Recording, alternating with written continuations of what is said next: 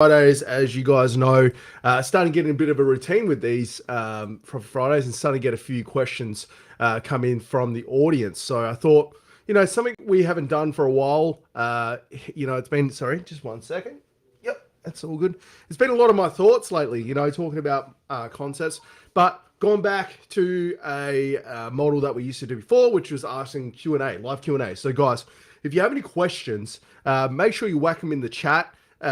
Whatever platform you're watching from, because I'll answer them as we go. This is pretty casual, Frothy Fridays. Don't have a beer. I don't actually have any water today, so it's really Frothy Friday in spirit. For my clients that are watching, and for those who don't know, I've been very sick in the last week. Been crazily sick, actually. Probably the sickest I've been in a long time. Ole, hello, Clint. Thanks for tuning in, mate. Ole, hopefully you're feeling well after your booster, mate. But I've been feeling really sick, and I'm only just starting to recover. So I apologize in advance if I sniffle a little bit or sound quite stuffy. It's just because I am. But the thing with marketing, it doesn't matter whether you're. Oh my god, I really needed to wear a hat today. Anyway, don't worry about that. The thing with marketing, and people don't appreciate, especially with social media, is consistency. You've got to be showing up every time. You got to be showing up consistently over a long period of time to really start to see effects. And these live streams are no different. Hope you feel better soon, mate. Me too. I am not made to be sick. I have a very, very bad case of the man flu. It wasn't the spicy flu PCR test, but just feel terrible. But I think people forget that. They forget that marketing, especially social media, especially this kind of stuff, is not something that just works overnight. It's something that you've got to show up and be consistent with. So even though I'm feeling a little bit under the weather, I didn't use that as an excuse not to get on here and provide some value to everyone. So let's get straight into it. As I mentioned, if you have any questions, whack them in the chat. I'll see them as they come up and I'll answer them as we go. So how does a marketing agency work is the first question I had. And the context here is how does a marketing agency work? And I think what needs to be added to this is why should I use a marketing agency over just doing it myself? And that's a great question. And I'm going to rephrase that slightly so it has a little bit more value, a bit of more value for others. And I'm going to rephrase that as, why should I use a marketing agency over just either doing it myself or using someone internal? And that's the question I'm going to answer now. Before I do that, got a question here. Hi, James. What works best in your opinion? Get across 4 or 5 platforms or just hit one hard? In the 21st century, the way social media is designed, there's a thing called repurposing content. And that's where you take one big piece of content. So you'll take this hour-long live stream, and each question you cut up into 1 minute, 2 minute, 5 minute clips, and then you use that across all your social media. So I would say that I would focus on one platform. So for me, my primary focus is obviously Facebook. And then what we do is we feed the other platforms from that content. So little thing like this live stream, you're watching it on Facebook, I see, but actually this is going to LinkedIn, YouTube, it's going to everywhere, to a couple of Facebook groups, my personal one. So I'm using one piece of content to put across a whole bunch of platforms. Now, the reason you want to do that is it saves time. The big thing with social media is it's a big time commitment. So you want anything, repurposing content and using content different ways to work on different platforms is a way of saving time. But also it gets you a better result because you're basically staying, to be completely transparent, if you just hit Facebook and did Facebook with 110% of your effort, you'll probably get really, really good results on Facebook. But what repurposing content and spreading yourself a little bit thinner but across more platforms does is that you may not be doing as well on one individual platform as you would if you were just focusing on it, but you spread yourself across 6. You sort of hedge your bets. One might take off, and then you can sort of steer your focus primarily to that channel. So I always recommend just thinking about the content you produce. So like say you wanted to do a live stream or a podcast once a week, thinking about, okay, I'm going to focus on one platform in that aspect, as in making a podcast once a week. So I'm going to focus on one medium once a week. And then what I'm going to do is take that podcast, spend an hour listening to it, find the real nuggets of information, and go on Fiverr, get them clipped out into 1 minute clips, and go post that stuff onto Instagram stories or Instagram reels. Go post that stuff onto TikTok. Go post that stuff onto YouTube, and then you eventually just cover all the platforms by doing that. So that's a really good way if your time poor as well. But so hopefully that answers your question. If there's any follow up, just let me know. In regards to why you shouldn't use an agency over hiring someone internally or just doing it yourself, there's a few aspects here, and we'll go through the pros and cons of both, I think. So let's talk about the pros, I think, of hiring an agency. Hopefully that helps you that question, the answers to that question. But let's say you're hiring you're deciding whether to hire an agency or hire someone internal. Let's say you got a bill and you're like, yep, I could afford to hire an internal marketing manager for this. Now, let's talk about the pros and cons of this. So one of the pros of hiring a internal person is full and direct control of them. And they also get really, really familiar with your business. They can also spend way more time on your campaign than an agency can. So that's another big pro. Let's talk about some of the pros of hiring an agency, though. Hiring an agency to help with your marketing gives you access to several skill sets. And this is probably the biggest delineation and the biggest common myth that people have when they look at an agency. So when someone hires us to help them, they don't only have access to me, who I have a lot of experience with SEO. You get access to Cam, who has a lot of experience with Google Ads. You got Haley, you got Pauline, you got Danny, you got Chelsea, Brandon, Dan. You know, there's like 8-9 individual people that have individual skill sets and have specialties in different parts. So you hire an agency, it effectively gives you access to a whole range of skills. Now, let's say you hire me as an internal marketing person for you. Firstly, I don't think most of you can afford me, but let's say hypothetically I get approached from a company I've always wanted to work for my whole life, and they're like, Jimmy, come and be our marketing manager. I'll be like, okay, sweet. And they're like, oh, Jimmy, we need you to do this, this, and this. And I'll be like, okay, sweet. Well, I know how to do SEO, but we're going to have to go and find a marketing agency to do those other bits, because it's a common thing and it pisses me off about business owners. They try and find this unicorn when it comes to hiring someone internally that doesn't necessarily exist. If you look at a job ad for a marketing manager, internally in the marketing space, we have a bit of a chuckle when we see this, and it's like, we're looking for a gun marketing manager, that's fine, your primary role will be social media. Okay, so as a marketing manager with a social media lean, there's plenty out there. But they're like, oh, you also need to be able to do content, and you need to be able to do email marketing, and you need to be able to do Facebook ads, and you need to be able to do SEO and a little bit of conversion rate optimization as well. Well, that's 6 roles in our business. That's 6 roles in a marketing agency, and you're expecting one person to be able to do that all. I think people need to really distinguish the difference between a marketing manager and a marketing coordinator. A marketing manager and a marketing coordinator are kind of interchangeable roles a lot of time. I think a lot of people people don't realize that a marketing manager's job is to manage a team of marketers. So like Cam is technically a marketing manager because he manages a team of marketers that have individual skill sets. I think what a lot of business owners actually need is a marketing coordinator.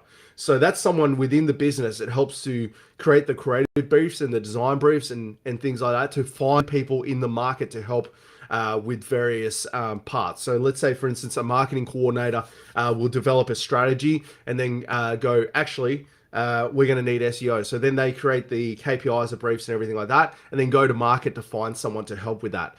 So there's a big delineation between someone internal and those roles that are involved.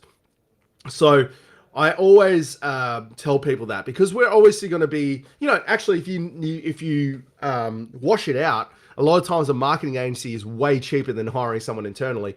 And a lot of time is that because you may hire someone to do several roles and pay like $4,000, $5,000, $6,000 a month to a marketing agency, but you effectively get access to $300,000, $400,000 a year of expertise. Whereas if you hire someone to do marketing internally, you have access to their one expertise to the same price, and then they've got to go to market anyway to find the gaps in the skill. So I always sort of suggest that it really depends on where you are as a business. If you're trying to, I think the use case for marketing managers is really good. And I think internal marketing managers really come into their own as a business gets bigger, and they can have an internal team to really focus and really hone in and provide the time and energy that's required to grow a very large business. If you're not doing multiple six, seven figures or eight figures, then you don't need a marketing manager. You need a marketing agency that has access to a lot of different skill sets. Oh, Big Glenn, good to see you, my friend. I haven't seen you in ages. Hopefully, the northern hemisphere is treating you well. It's a shame I won't see you in the next couple of weeks, but I'll be catching up with Eric and Grace, so I'm really looking forward to that. All right, so that leads on to the next question, which is when you should hire a marketing agency. I probably just answered that. I think a marketing agency has value for pretty much any business at any level. Now, I think you need to seriously consider a marketing agency to help. And this is the reason at any size, once you're trying to achieve some kind of scale and consistency in your business. Because, yes, I totally agree. Most business owners are intelligent enough to do marketing themselves. As am I intelligent enough to lay pavers. I can go to Bunnings, buy a whole bunch of pavers, watch a YouTube video, and lay pavers. Now, there's two things to that. Am I going to lay the pavers as quick as someone that lays pavers all day, every day, and that's their job? And am I going to have the confidence that it's going to be done properly if I do it myself? Probably not, because I've got two freaking left hands, and it's the reason I'm not a tradie on the tools anymore. But a marketing agency is the same premise. It's like any marketing agency worth their salt will not really be doing anything that an owner that had the same skill set would be able to do themselves. But you got to take into account the time. And I was only talking to a business owner about this morning, right? He came into the office. I was talking to him about potential options for him. I said, okay, so you do your own social media. Awesome. I think that's a good place to start. But let's break this down. I said, how long does it take you to do a social media post from start to finish? He's like, half an hour to an hour. I was like, okay, and how often do you do it? And he goes, 3 days, 4 days a week. I was like, okay, so let's work off 2 hours. All right, so 2 hours of your time, your time, you're charging out at $150 an hour. So 2 hours is worth $300 to you. And you do that once a week. You do that a week. So that's $1,200 of your own time that you're spending that someone else could probably do in 15 minutes or 10 minutes a post and get you the same outcome. But then that frees your time up to go and generate revenue for that $150 an hour. It just doesn't make financial sense a lot of the time for the owners of the business or people in the business to do marketing when their skills can be sold at a higher rate doing something else, whether it's doing the actual work or sales or something. Marketing inside a business is a big money sink because even us, we have two people in the business that do our internal marketing. That costs us as a business. Take away the fact that we're a marketing agency and we can do it at a discounted rate to ourselves. That costs us thousands and thousands of dollars a month to do. But in our case, we get it's effectively like sales. But, if you're a plumber and when you're swinging spanners and doing work, you're making $150 an hour and you're spending a half an hour to an hour posting something on freaking Facebook, then that post is costing you $150 there because that hourly rate that you're using on that could be used for something else that generates revenue. So that's the way I think people in this, that when they look at marketing, they don't see the forest through the trees or skip over dollars to pick up cents. They see the dollar figure of what marketing costs and go, whoa, man, you're charging $2,000 a month for search engine optimization. And I'm like, I don't say it obviously, but I think in my head, you don't understand the value of your own time. You realize what you're paying for is the fact that I've been doing this for almost a decade now, and I can do it a lot faster than you and get a better result. It's the same premise that a tradie does with someone trying to do concreting, trying to do that. There's nothing stopping someone laying their own concrete. accept the fact that someone with experience and someone that knows what they're doing is going to do it faster and get a better result. Marketing is exactly the same way. I always encourage business owners to have a good understanding of how to do Google ads and Facebook ads and stuff, only for the reason to realize how hard it is. And it actually makes more sense for someone that knows what they're doing to do it. That's the main reason. And so they can appreciate the value of what we're actually offering. So I think getting back to the question, when you should hire a marketing company, as soon as you're doing marketing yourself, is when you seriously need to consider whether you're doing marketing, you should use an agency to help with that marketing to make sure it's done right. Big asterisk to that is at the very start of your business, when you have time, you have more time than jobs. So let's say, for instance, you're just starting out and you only got a couple of jobs a week, and that might be 10 hours a week of work. Then yeah, do your own marketing. Good time to learn it, because you're not using that. What's a better? So you could either get $0 an hour for your time because you're not doing any jobs or anything, or you're not doing sales, you're not getting sales, or you can effectively make, by not paying someone, $120 an hour to do it yourself. So I think once you hit that threshold of where you are flat out and you're still doing the marketing, and that time you're doing the marketing could be used to do more work or find more business, that is like the perfect time to look at starting to do marketing. So the next question I got here is, what can a marketing agency do that I can't do myself? There's not really much a marketing agency can do. Oh yeah. All right, guys, we're back in business. I just found my hat. One sec. There we go. All right, we're good now. I feel normal. So the question was, what can a marketing agency do that a business owner can't do themselves? Well, pretty much nothing. I think it's one of the biggest myths in marketing is that it's some like dark art, black magic kind of situation. Man, I am like the poster boy for anti-agency. I think the agency model is just a vehicle for carrying several people, like-minded people, in one direction. I am fully transparent about this. Everything I know about SEO, pretty much, I learned from YouTube and a couple of courses. What I have got is a lot of experience doing it. But there is actually nothing stopping a business learning search engine optimization themselves, a business owner. If they've got enough time and inclination and an interest in it, you can pretty much teach anyone marketing. Like I'm currently working with someone who has an admin person, which we are actively consulting with, to teach her marketing. So we are teaching her the practical aspects of marketing so that she can be a more effective internal marketer for the business. And then we're going to be there to support her.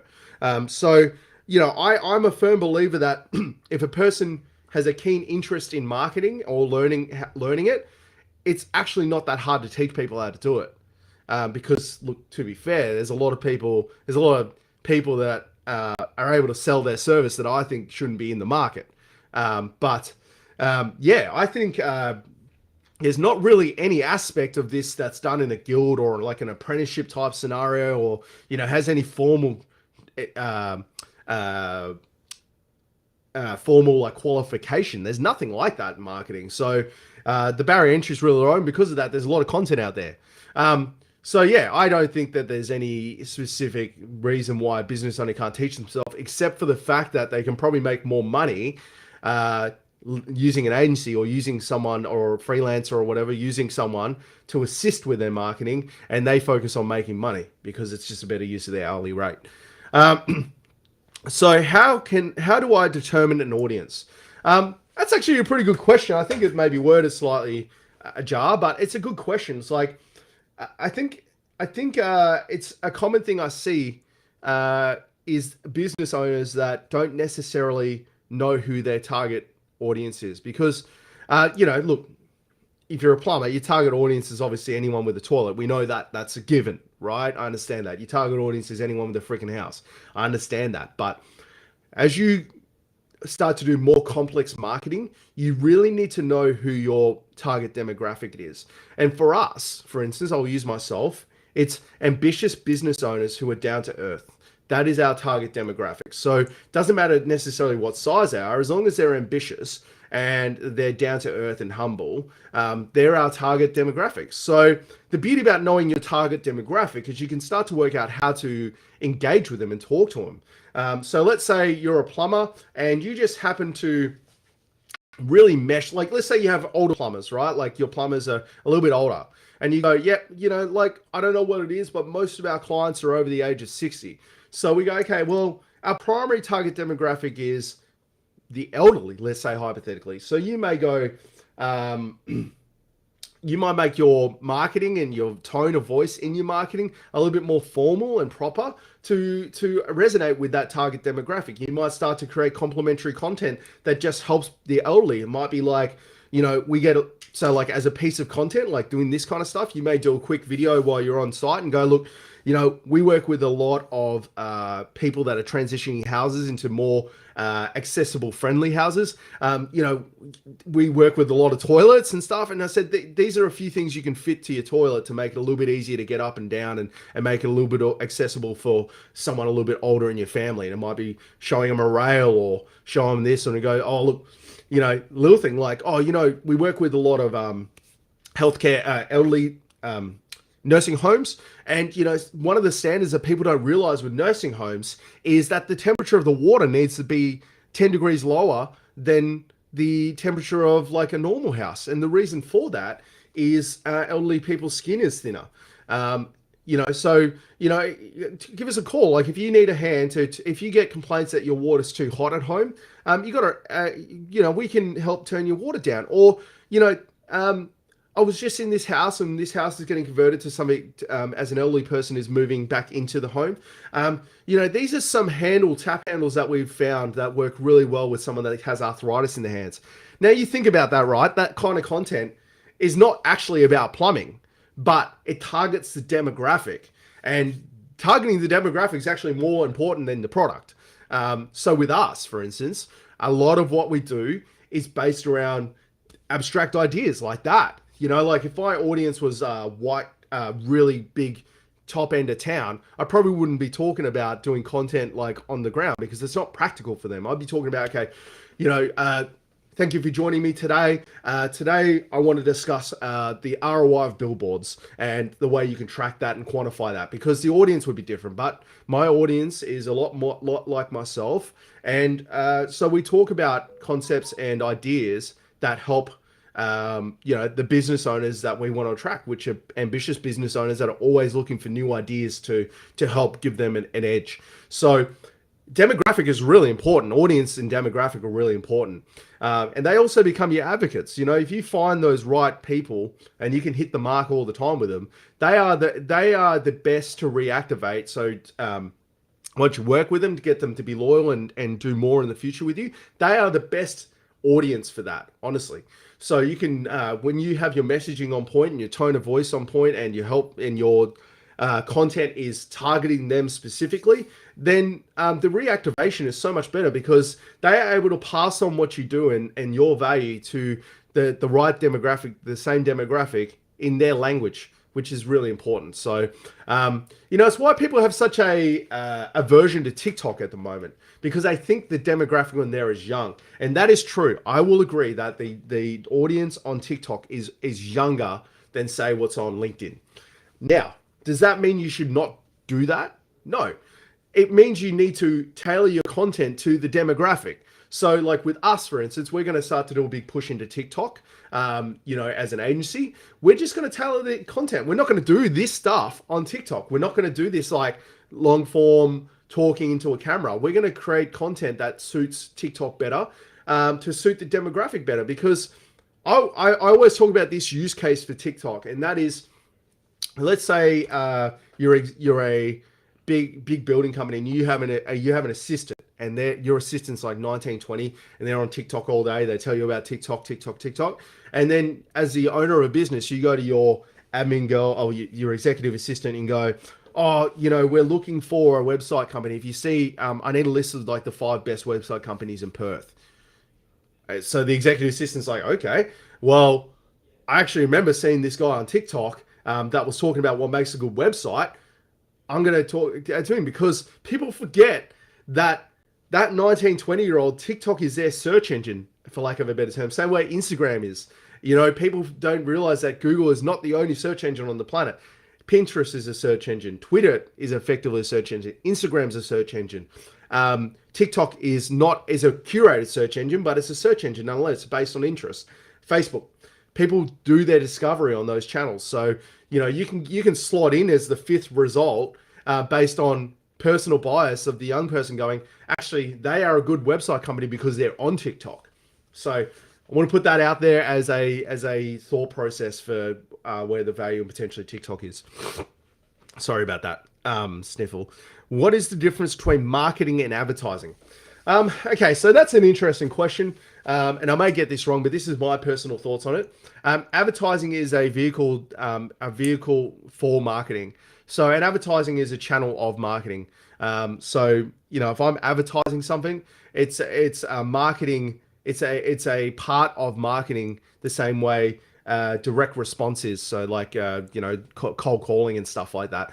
Billboards.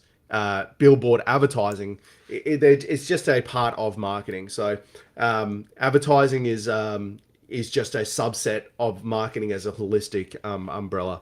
So when should I use Facebook ads and when are Google ads better? All right, this is a question I get asked a lot, and there's no real answer for it except for this. And this, again, is my own opinion, but this is what I think is a good delineator between, if you're deciding between Facebook and Google ads. And I want to qualify this. I think in the lifetime of a business, most businesses will do all forms of marketing and advertising. So, you know, they will do Google ads, Facebook ads, TikTok ads in the lifetime of a lifespan of the business. It just depends on when they do it in that lifespan. But let's talk about those two specifically, which is Google ads and Facebook ads, the two elephants in the room, two heavy hitters. The best channels operate like this. So let's say, so for transactional stuff, stuff that has a direct intent. So by intent, it means like specifically aiming to do something. So like if I was looking for a plumber, plumber works way better on Google ads than it does on Facebook ads. And the reason for that, it's very transactional. You have a end result that you're trying to achieve, which is getting a tap fixed, unblocking a drain. It's not subjective in any way. It's subjective in the intangibles are like, oh, you know, he's a good plumber because he shows up on time. But that's generally not the outcome you're trying to achieve. It's not the delineator. It's like, I just need my tap fixed. So you go on to Google, you type in plumber. And generally, it's something that you think about immediately when it happens. So that's the other thing. So Google Ads works really well for immediate, for like specific intent and transactional type stuff. So, yeah, plumbers, electricians, you know, selling a irrigation controller, trying to find, you know, like that kind of stuff, you know, like mechanic Mandra is a good example of something that a mechanic works really well on Google. Where things work really well on Facebook, and this is just, again, my experience, but like any kind of impression-based advertising. So like the big difference between Google ads and Facebook ads is Google is intent-driven and Facebook is demographic and interest-driven. So like your Google, what I mean by that is someone types something into Google and then your ad shows up. With Facebook ads, you're trying to kind of predict who will buy what you're trying to sell or do what you're trying to sell and get the whatever you're trying to do in front of them. So where Facebook ads work really well, and obviously there's exceptions to this, is for stuff where intangibles make a difference. So like if you're a real estate agent, for instance, right? Like word of mouth sells that. People, you know, because real estate agents on paper are all similar. They all have the same licenses. They all effectively do the same thing.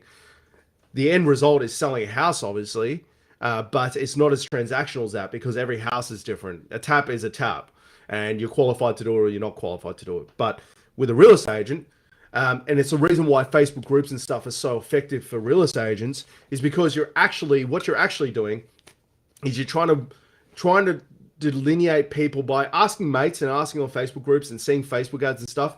What you're actually doing is delineating people by intangibles. So like with marketing agencies, for instance, like we rank very well in search. I would like to think so after a decade of doing search, but I would say the inquiries that we get through search are a lot lower quality than inquiries we get through referrals or from things like this. And the reason for that is that it's a thing based on intangibles. Marketing is marketing, but what separates everyone is like how they communicate. How they communicate, their convictions, their values, the way they talk, results, things like that. There's a lot of intangibles, intangibles that help make the decision. So Facebook ads are really good for that, where you have a lot of intangibles that you can use images or video or stuff to express. So like, me jumping on here, you don't necessarily have to hear me talk to see that I'm a pretty, I've got the medals in the back, right? That's for authority, but polo shirt, hat. Okay, well, I'm not wearing a suit and tie, am I? So from an intangible standpoint, there's a certain bias set. As soon as you hear me talk and communicate, okay, it's like, okay, well, I want to work with someone that can communicate like this, or I want to work with someone that's more formal, less formal. Facebook ads work well for that. Same with experiences. Like we work with a drift company and they sell like drift experiences. Facebook ads work amazingly well for them because there's a whole bunch of intangibles that decide if someone's going to get value out of something. It's not that, you go into their class and you're going to come out a pro drifter. That's not the idea behind it. It's like, are you going to enjoy yourself? Are you going to have a good time? Is the person you're buying the gift for going to enjoy it? Are they not going to think any less of you because you bought them a terrible gift? That's the kind of intangible. So people use visual, audible, video to determine that. So Facebook ads works really well for that kind of thing. We're going straight off that topic onto another one. Guys, if you have any questions, throw them in the chat. I can elaborate on any of this if you need to. I'm going to keep moving though. What makes a website bad? Function and design. Okay, so what makes a website bad? I think I can just sum this up, right? Like, I think what makes a website bad is when a website is not designed with the end user in mind. When it's designed to be a glorified business card and operates like that, and not going, actually, who is the type? So let's go back to that elderly plumber thing, right? Like, I think it's a good example. So let's say you specifically target, or your demographic is like the elderly, and you're a plumber that is cared. You train your team specifically to work with people that can't hear that well and things like that. If your website's not accessible and like hard to read because the font's too small, the buttons are really small, you use a lot of technical jargon, you don't have pictures of the elderly, you working with the elderly, then you're not actually providing good value really to your demographic. So I think a bad website is a website that actually gives a crap about the person that's coming to the site and is helping them to make a decision, whether that's to work with you or not to work with you, but like makes a decision. Most websites are on the internet. They are basically just glorified billboards and they don't actually do anything. They don't actually help anyone. They kind of just, a glorified yellow pages post. So I think a website that is has user in mind when it's built and goes, how can I make the user's life easier to make a decision or find the stuff they're trying to find? I think that's a good way to delineate it. Can I use a cheap website for my business, or do I need a professional one? Or when do I need a professional one? It's a hard one to answer without any specifics, but you can use a cheap website. Some of the best websites are not expensive websites. They just have the user in mind. You can use Wix or Squarespace and have the user in mind and build a website that's better than like 90% of websites out there. All because a website's expensive doesn't mean it's good. That's the other thing of the day. It could just mean you got ripped off, honestly. But to answer the question in the spirit it was intended, it's like, okay, well, I'm a business owner. I am looking at building a website. Can I just do it myself? Can I just use a cheap website? It really depends. There's so many variables there. I can't really answer that question. I think, I'll use the conversation I had today. This gentleman was just, it was himself, and he was looking at a website, and we were talking and discussing that. I said, dude, don't worry about a website now. You'll get a better return on your investment doing other stuff right now than worrying about your website. If you had $10 as a total budget for your marketing, I'd put 8 towards generating inquiries and 2 towards a website. That's how important a website is. It really just depends on where you are in your business and how much of your marketing depends on it existing. Now, I would say that a good website that's designed around user experience will significantly help your marketing, but I wouldn't do a website before I got my foundations right. So because there's so many businesses out there that do heaps of business without a website. It's not necessarily the be all and end all. Really, I think a lot of times a website it's something that's overrated. As much as we build a lot of them, we talk to the people we talk to and go like, how okay, well, so you want to do a search engine optimization? That's the next step in your marketing. Well, you need a good website for that. You can't just use any old website to rank well in Google. It doesn't work like that. So that could be a good delineator as well. Best CRM software? Oh, impossible to answer. I'll give you an answer in 2 weeks when I find one. I'm gonna do a really deep dive on a new search CRM for this business. And then, how can I start advertising my business with no marketing budget? Get out there and talk about it, man. I was only looking at a post this morning when I was trying to find a video from 2019 where I was just like talking about the agency. I feel like, I don't know what it is. I feel like people aren't proud of their own businesses a lot of the time. They're not proud of what they do. They're not proud of what they've achieved. And they think because they're a one-man band, that doesn't give them the right to talk about how the quality work they do. The single best thing you can do as a business owner with no marketing budget is sell yourself. Just shout from the rooftops. Ask for help. Ask for advice. If a business came to me and said, Jimmy, I don't have a huge budget for marketing. I have no budget for marketing. What can we do? I would come up with a solution for them. I'd try to do some in-kind stuff, maybe do a cat. I think business owners don't appreciate that marketing is there to amplify whatever exists already, right? So if you do terrible work, and no one likes dealing with you, or no one knows about you, marketing will only amplify that. So I think if I was gonna, okay, let's talk about some specific places you can market, you can advertise without a marketing budget. Okay, so I'm gonna list them off because there's several. Gumtree, mail drops, playing local sports, going to free Chamber of Commerce events, going to networking events, wearing gear all the time everywhere, getting your family to wear your gear, wrapping your car, walking into other businesses and shaking their hand and going if they know anyone, referrals, asking your family, friends if they know someone that needs your services. Providing advice, providing value. That's that. To be fair, providing advice and providing value has been the only marketing we really do. So it does work.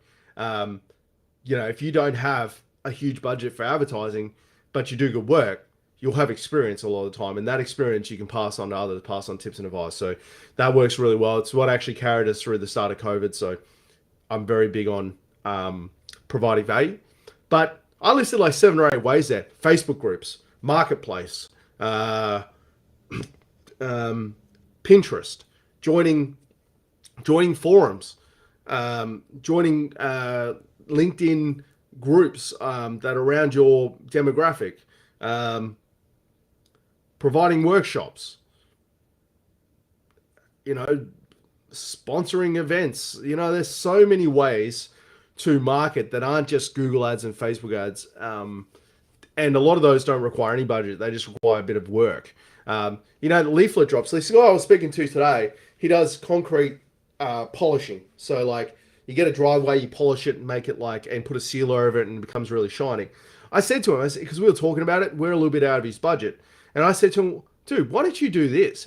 Your truck is sitting out the front of someone's house on a street for 2 days. Your truck's wrapped, that's cool. But Do you think their neighbors are going, oh, I wonder what Johnny's up to? That van's been there for 2 days. Why don't you go? And I was like, if you're not comfortable doing this during the day, just go and do it at 9 o'clock and go. Go and get your kids, go and print out 100 flyers. And when you're doing work in someone's street, go and drop your flyer in everyone's door and go, with a before and after shot and go, if you need polishing work done, we're in the area, come down and say good day or give us a quote to give us a quote. And he went, fuck, why aren't I doing that? Sometimes the best marketing approaches or advertising approaches are the ones that are the simplest. Because you think about it, your demographic is high. If you're doing concrete polishing, your demographic's probably the rest of the people in that street. Because if he can afford it, there's probably a good chance the other people in the street can afford it. Now, think about this case. It's like you drop a flyer in their mailbox, you disappear.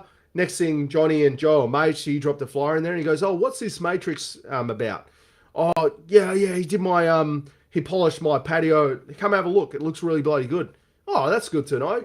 Next thing, 3 weeks later, he calls you and goes, "Oh, do you reckon you can come and give us a quote on doing our patio? He did one down the street." Bang, job's done.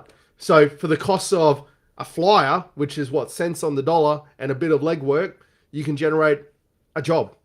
That's how simple marketing should be for a lot of businesses. The Google ads, the Facebook ads and everything is just to amplify once you run out of opportunities like that. But I always tell new business owners, if they talk to me, that is the way you should do marketing. Is just put some freaking legwork into it, man. Or pay some kid on the street to go and drop the flyers in. Go and air task it. This is the thing. Like, you can pay someone 15, $20 on Airtasker which is like a thing for doing random tasks, and go, can you go put this in 100 mailboxes in this suburb? Pay them $15, they'll run around and drop them in there. So you can still, it's still a best management of your time, but you get the result you're looking for. So yeah, that's the kind of stuff that I would be doing if I was like, this is the thing, right? Like, and this, I know this sounds hypocritical and there's a bit of irony in this, but let's say I was a lawnmower, right? Doing lawn mowing. I probably wouldn't be running Google or Facebook ads. I probably wouldn't even have a website. All I would be doing is on Facebook groups where I'm coming. And what else I'd be doing is dropping flyers in people's mailboxes when I was in the area. And then just while my van's floating around, people see it. That's probably all you would need to do to keep gainfully employed as a lawnmower. And I could be grossly over exaggerating this. I would also have my van completely wrapped up with a very unique name, and I would be doing content as I was doing about how to maintain lawns and keep lawns healthy and stuff like that. I'd also be sponsoring football clubs and soccer clubs and things like that. I wouldn't actually be doing any Facebook or Google ads for that. It sounds hypocritical, but at the end of the day, marketing's marketing. And this is one of our philosophers. I'm a big believer in practical marketing. I don't necessarily care if it's flash or it's the in vogue thing. We're not doing TikTok because it's in trend. We're doing TikTok because the demographics there and we want to target them. But if you got business by spinning a sign out the front of your shop, then I'm all for that. Even though it's not flashy and it's not the latest and greatest Facebook or Google or technology, it's about getting results. And if you can get results by if you can get results by putting flyers in someone's mailboxes for the last, and get results like that, then that's what you should be doing. You shouldn't worry about, my mates are doing Google ads or Facebook. Who gives a crap about what your mates are doing? Doesn't mean they're doing it right way. So yeah, I think that's what I would do if I was in that situation, if I didn't have marketing budgets and things like that. All right, guys, so that's it for the questions. I suppose, does anyone else have any questions before I wind this up? It's been a bit of a longer one. My throat's starting to get a little bit sore and scrapey, so I'm going to pull the pin on this bad boy. But guys, I suppose that's what we'll end on, is that marketing is not just Facebook, Google ads, and a website and SEO. Marketing is whatever drives. Marketing can be as complex or as simple as it needs to be to get the result. And if the result's more business, sometimes putting flyers in mailboxes and sponsoring footy clubs and driving a van, big green van with writing on the side of it is the best marketing you can do. Sometimes the best marketing is just being yourself and being active and around and in the market and going to events and things like that. Sometimes some businesses do need Google ads, Facebook ads, SEO, retargeting, Instagram ads, Snapchat ads, LinkedIn ads, TikTok ads, Pinterest ads. They need an organic Pinterest campaign. You know what I mean? Like, it just depends on where you are in your life cycle of your business and who your target demographic is. So know your demographic, know where you are in your life cycle of your business, and work to that, not to what your mates are doing down the pub or you've listened on YouTube and they're saying you should do YouTube ads or Google ads for the sake of doing them. Just not the smartest way to go about it. All right, guys. So once again, thank you for tuning in. Hopefully you got something out of this, and I will catch you all next week.